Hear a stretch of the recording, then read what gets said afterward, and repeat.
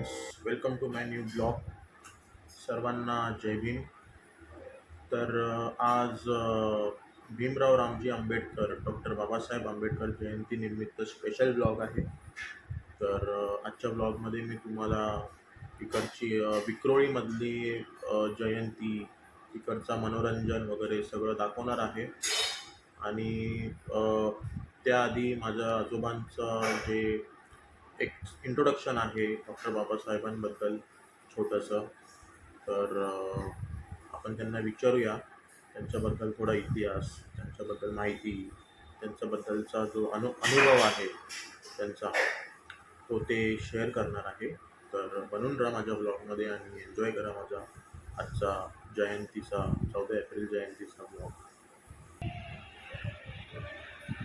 आज 14 April doctor Babasaheb आंबेडकरांच्या जयंतीनिमित्त माझा नातू अजिंक्य त्याने मला सांगितले तर बाबासाहेबाबद्दल 2 शब्द बोला. हो. त्यापेक्षा मी माझे 2 शब्द सांगतो तुम्हाला. 1952-53च्या दरम्यान डॉक्टर बाबासाहेब आंबेडकर नाशिकला ग्लोब ग्राउंडवरती दीक्षा घेण्याच्या निमित्ताने 10 दिवस ते नाशिकला होते. त्यावेळेस शाहू छत्रपती बोर्डिंगला त्यांनी भेट दिली आणि आमच्या सगळ्या मुलांना विचारलं, जेवण तुम्हाला व्यवस्थित मिळतं का, आईबाप तुमचे बरे आहेत का. प्रत्येकाला 2-3 विद्यार्थ्यांना विचारलं परिस्थिती बाबतीत. प्रत्येकाने आपली आपली परिस्थिती सांगितली. त्यानंतर त्यांनी सर्व विद्यार्थ्यांना सांगितलं, बाळांनो शिक्षण पूर्ण करा, शिका आणि आपल्या समाजाच्या विद्यार्थ्यांना पण सांगा आणि त्यांच्या आईबापांना पण सांगा, आपले समाज फार मागे आहे, त्यांच्याकरता तुम्ही काहीतरी समाजकार्य करा. त्यानिमित्तानं तुम्हाला कुठल्याही परिस्थितीतून समाजकार्य करता आलं तर ते करा. त्यावेळेस मी असेल 9वीला किंवा 8वीला असेल, त्या टायमाला त्यांनी सांगितलं, समाजासाठी काहीतरी काम करा, तुमचा अभ्यास करून तुमचं सगळं सांभाळून समाजाला काहीतरी मार्ग सांगायचा. त्यानिमित्तानं माझ्या कल्पना सुचली की आपण लग्न, आपल्या मुलींचे, गरीब लोकांचे लग्न, एकमेकाला मुली वधूवर सुचक चालून समाजाचं कल्याण करायचं. पण बाबासाहेबाबरोबर आमची भेट झाली त्यावेळेस आम्ही 5 विद्यार्थी रात्रपाळीला त्यांच्याबरोबर असायचो, दिवसपाळीला 5 विद्यार्थी असतो. बाबासाहेबाला हाताला धरून चालवणं, त्यांना बेडवरती बरोबर बसवणं, हे सगळं आम्ही केलेलं आहे 10 विद्यार्थ्यांनी. त्यांचं पाठबळ आम्हाला चांगलं मिळालं. त्यावेळी मी प्रथम वेल्डर झालो, नंतर चार्जमन झालो.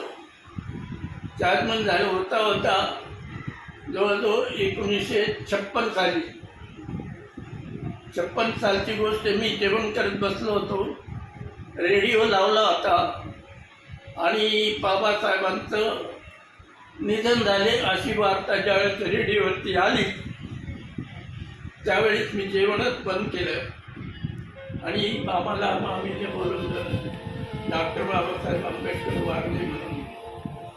त्यानंतर मी 6 डिसेंबरला त्यांच्या चैत्यभूमीवर त्यांचं शेवटचं दर्शन घेतलं आणि त्यावेळेस गर्दी एवढी झाली होती की मुंबईत अशी गर्दी कधी मी पाहिली नव्हती, एवढी गर्दी.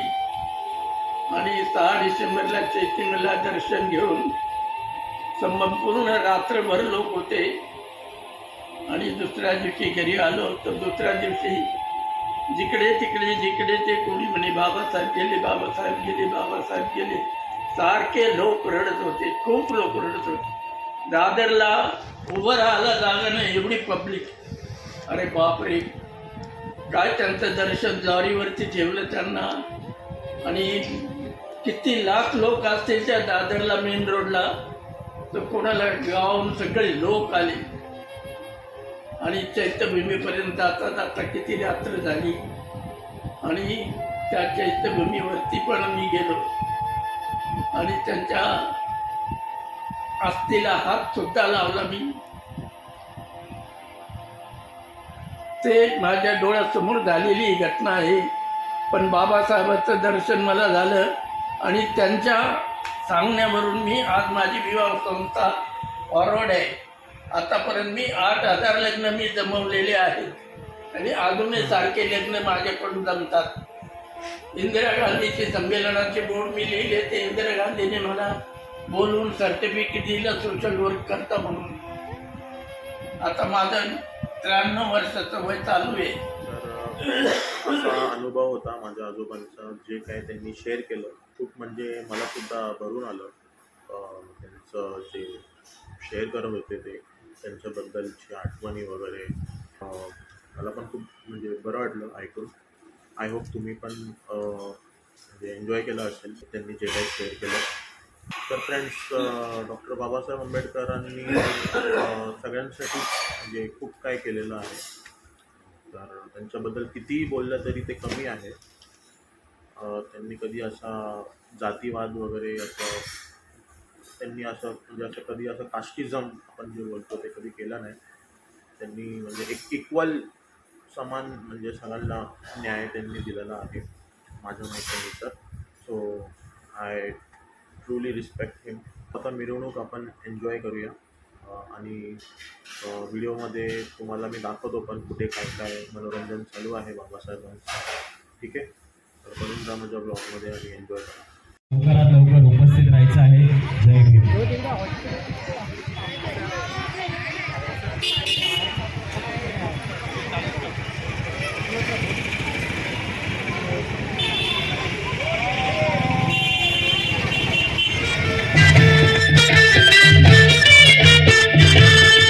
एक गरीब घरी जन्माला येऊन तरी शिकावयाची चितौरी ठेवून अमेरिकेला प्रयाण माझा पेटविले धडधडा असं आम्हा बलवान असं आम्हा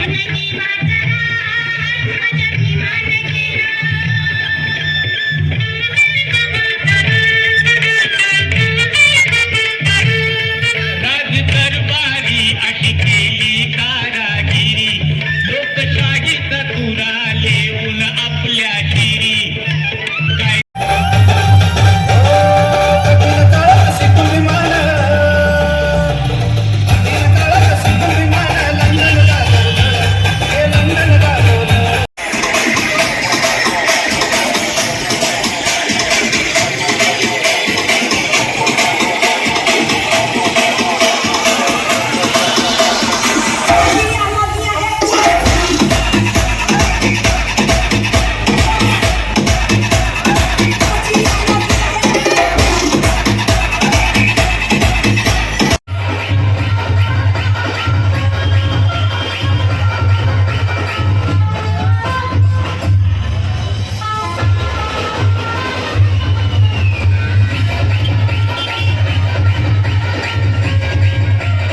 जी मैं अमेरिका में पढ़ने गया था, तो फिर ये क्या मेरी इकोनॉमिक्स की थीसिस 837 हिंदुस्तान की ब्रिटिश